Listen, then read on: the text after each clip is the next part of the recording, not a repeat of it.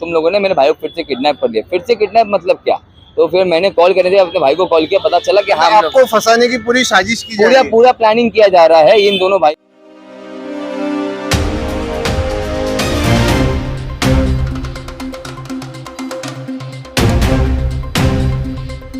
नमस्कार आदाब, आप देख रहे हैं जय हिंद न्यूज। मैं शेख अब्दुल आपका फिर से एक बार स्वागत करता हूं जय हिंद न्यूज में। आज एक घटना आई है मीरा भाईंदर शहर के काशीमीरा के क्षेत्र में। एक फ्लैट है जिसको इंपेरियल गार्डन कहलाया जाता है। उसमें एक ही फ्लैट के अंदर कम से कम 12 से 13 फैमिलियों को हैवी पे दिया गया है और किसी को भी पोजीशन नहीं दिया गया है। तकरीबन कहलाया जा रहा है कि वो जो अमाउंट है 1 करोड़ 30 लाख तक पहुंच चुका है। जितनी फैमिली मतलब उसको मिलती जा रही है। आज भी करके एक और फैमिली के साथ ठगी करने वाला था। उसी दौरान जो पुराना टेनेंट था शबी अब्बास, उन्होंने उन्हें पकड़ लिया। ये काम तो पुलिस प्रशासन का था, लेकिन पुलिस प्रशासन इसको आज एफआईआर हो चुकी है, 3 एफआईआर हो चुकी है, लेकिन आज तक उसको गिरफ्तार नहीं कर पाया। लेकिन शबी अब्बास जो है वो टेनेंट, उन्होंने उसे पकड़ के सीधा सीनियर साहब से बात करके यहाँ काशीमीरा पुलिस स्टेशन में उसे लेके आया। आइए जानते हैं क्या ये घटना है और पीड़ित क्या कहना चाहते हैं इस मामले में। जय हिंद।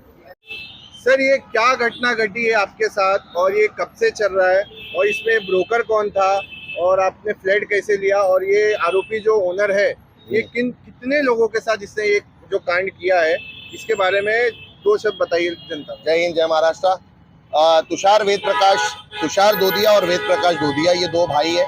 और वेद प्रकाश दोदिया जो है वो बड़ा भाई है और तुषार दोदिया जो है वो छोटा भाई है। ये दोनों भाई का काम ये है, वेद प्रकाश के नाम पे घर है, एक फ्लैट है, वो फ्लैट इसने 8 लोगों को दिया है और सबके फेक डॉक्यूमेंट बनाया हुआ है और बैंक से 53 लाख रुपए का लोन भी लिया है उसी घर के ऊपर।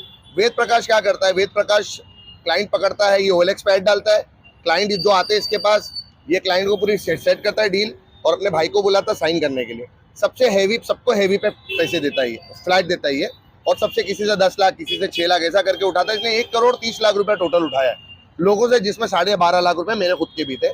अब 2 महीना पहले ही हम लोगों के हाथ में आया था, इसको पकड़े हम लोगों ने। जब बिल्डिंग में हमारी बिल्डिंग में रेंटल पे रह रहा था, जो रेंटल फ्लैट था उसको भी ये बोल रहा था कि मैं ओनर हूँ ये घर का, और बोल रहा था बिल्डिंग में 3-4 घर हैं जो वो भी मेरे, वो उसका भी ओनर मैं हूँ, तो मैं कहीं भागूंगा नहीं। लेकिन अचानक से 2 महीने पहले ये हम लोगों को मिला और ये भाग गया।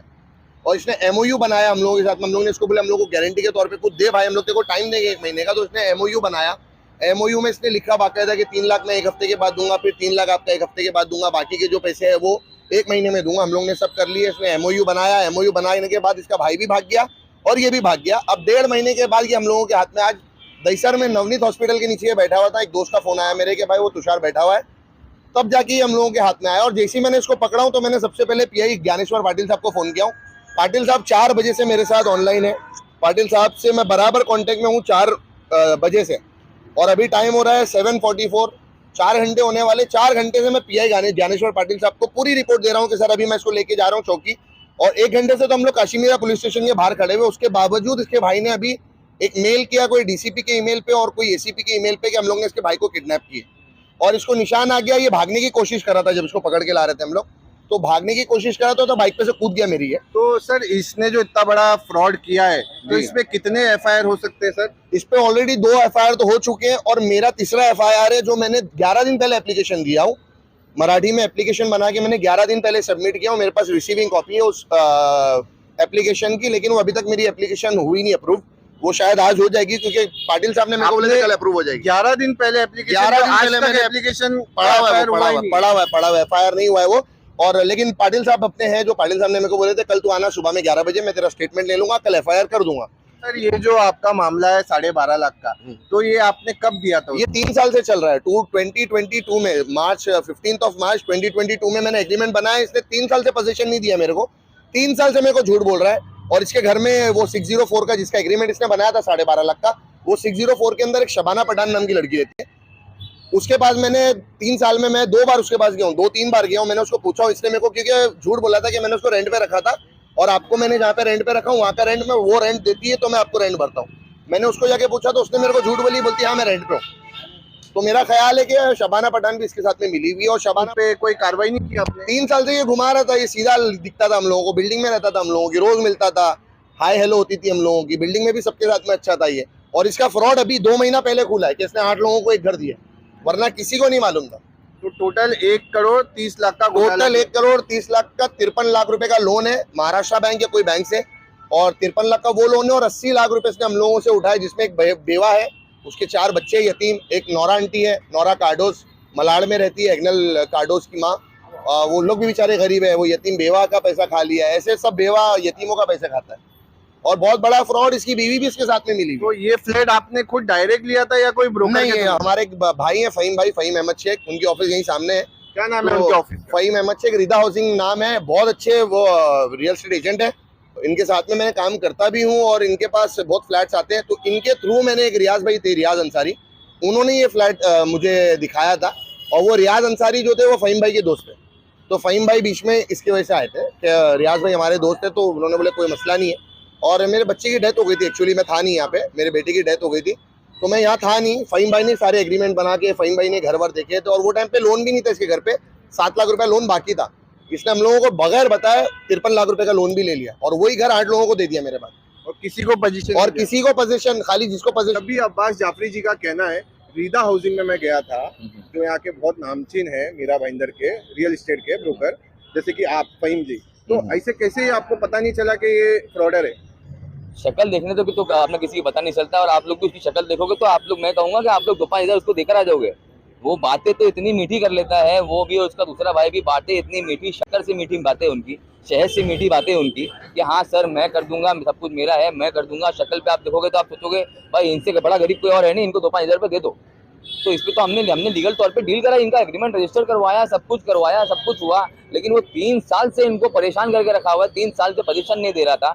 झूठ पे झूठ, झूठ पे झूठ, झूठ पे झूठ, झूठ पे झूठ, इतने सारे झूठ बोले गए, इतने सारी बातें करी गई इनकी तरफ से, इतना सारा हमने सब कोऑपरेट किया, लेकिन इनका भांडा तब फूटा आखिर में, जब हमारा पेशेंस लेवल भी टूटा, तो भांडा तब फूटा जब वो आखिर में कोई एग्नल लोहरा या ऐसे कुछ है, कोई क्रिश्चियन फैमिली है, उनको भी उन्होंने घर दिया, 7 लाख रुपए दिया। वो गरीब आदमी ने कोई 25,000 की सैलरी पे काम करता है, उसने अपने नाम पर पर्सनल लोन लिया, जिसका EMI है 18,000 रुपीज़, और वो उसका EMI चालू हो चुका है। उसने वो अपना लोन पर 7 लाख उठाकर इसको दिया, और इसने वो पैसे भी गपल कर दिया। तो आज मुझे फ़ोन आया है, एक्चुअली में फ़ोन आया था मेरे भाई का, तो मैंने थोड़ा बिजी था, संडे है, रियल एस्टेट डे है, सैटरडे संडे हम लोग बहुत बिजी रहते। मुझे मैसेज आया है वेद प्रकाश का कि मैंने कंप्लेन कर दिया है, कंप्लेन कर दिया है, मुझे डाला है, उसने ईमेल भेजा हुआ हमारे खिलाफ कि तुम लोगों ने मेरे भाई को फिर से किडनैप कर दिया। फिर से किडनैप मतलब क्या? तो फिर मैंने कॉल कर दिया, अपने भाई को कॉल किया, पता चला कि हाँ आपको फंसाने की पूरी साजिश की जा रही है। पूरा प्लानिंग किया जा रहा है इन दोनों भाई का, कि हम पैसे भी खा जाएंगे, हमको फंसा भी देंगे। ऐसे फ्रॉडर लोग से बचने के लिए जनता को कोई सीख देना चाहते हैं कि कैसे बच सकते हैं इनसे? अभी इनसे बचने के लिए रास्ता तो हमने कोई सोचा नहीं, क्योंकि हमने पूरा लीगल एक्शन लिया था, अग्रीमेंट बनाया, अग्रीमेंट रजिस्टर्ड है बाकायदा, लेकिन इसने पोजीशन नहीं दे पाया, 3 साल तक घुमा दिया अपनी मीठी मीठी बातों में। तो हम सिर्फ और सिर्फ ये कहेंगे कि अगर किसी भी तरीके की प्रॉपर्टी की डीलिंग करते हैं तो बाकायदा लीगल अग्रीमेंट के साथ में ही काम किया जाए, और एंड तक जब तक आपको पोजीशन नहीं मिलता, until and unless you are into the flat, you are on the property, तब तक कि आप किसी पर भरोसा ना करें।